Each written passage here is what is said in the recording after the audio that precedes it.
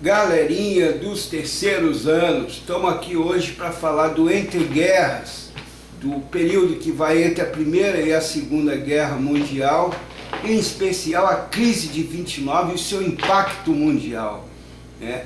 A crise de 1929 ela acontece nos Estados Unidos por conta de uma bolha financeira, né? Uma crise muito parecida com a crise de 2008, né? As empresas elas estavam supervalorizadas, chega um momento em que não há mais investidores e aí começa a haver uma quebradeira dessas irmãs, uma desvalorização em massa das ações dessas indústrias e começa a haver desemprego. O desemprego ele vai se alastrando pelos Estados Unidos, afeta a economia de outros países, é importante dizer isso. A globalização econômica ela não acontece de agora, ela não é um efeito, não é algo recente, ela vem sendo construída ao longo da história.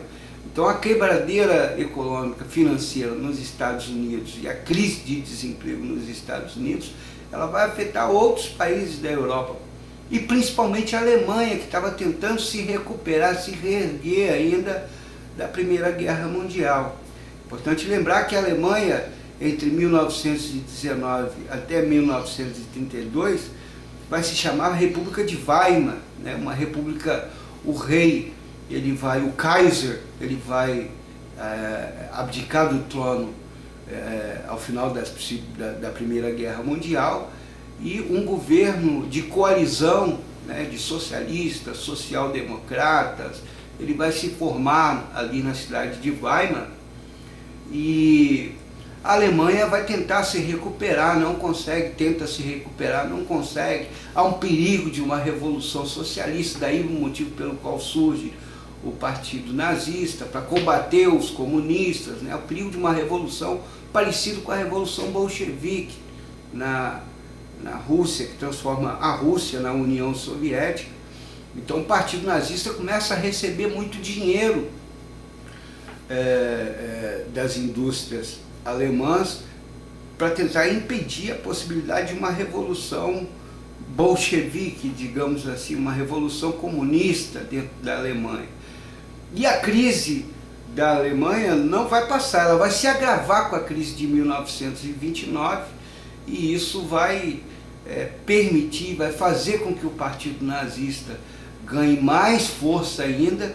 Em 1932 o Partido Nazista se torna o maior partido da Alemanha, né, com a maioria das cadeiras no parlamento alemão, chamado Reichstag, e Hitler é eleito chanceler, né? Ele se candidata a presidente, perde a eleição,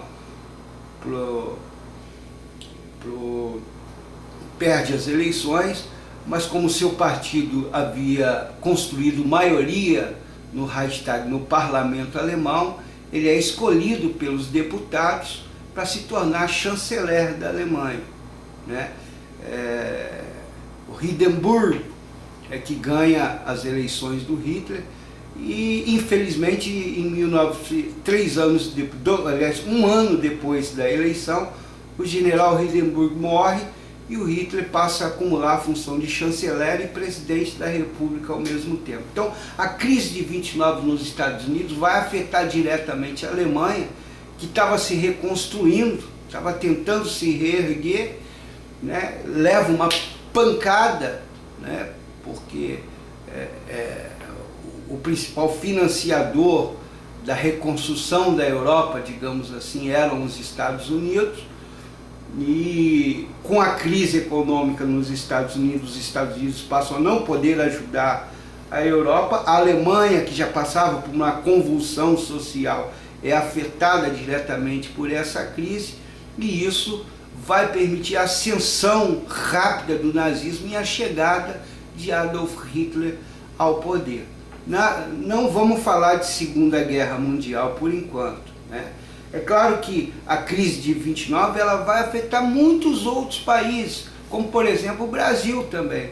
O Brasil era o principal exportador de café mundial.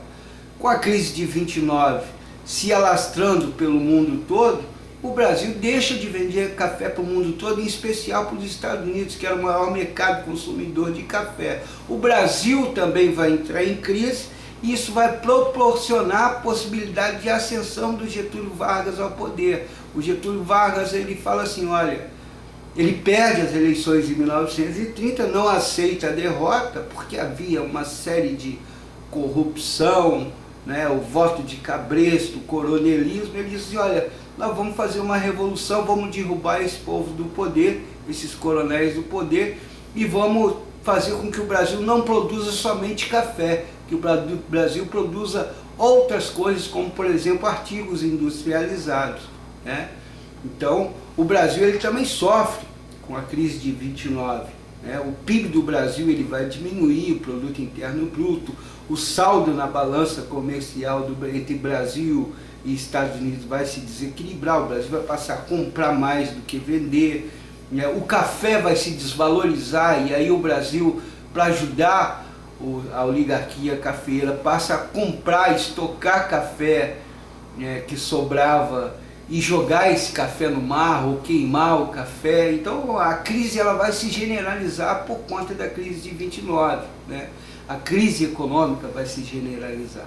Então você tem efeito no Brasil, você tem efeito na Europa, e uma atenção especial para a Alemanha, porque essa crise vai permitir a escalada nazista e a ascensão de Hitler ao poder na Alemanha. Tá ok? Eu vou deixar aqui embaixo um textozinho e uma bateriazinha de exercício para a gente poder se aprofundar mais nesse assunto. Qualquer coisa é só me chamar na internet que a gente tira dúvida. Um abraço pessoal e até mais. Joinha?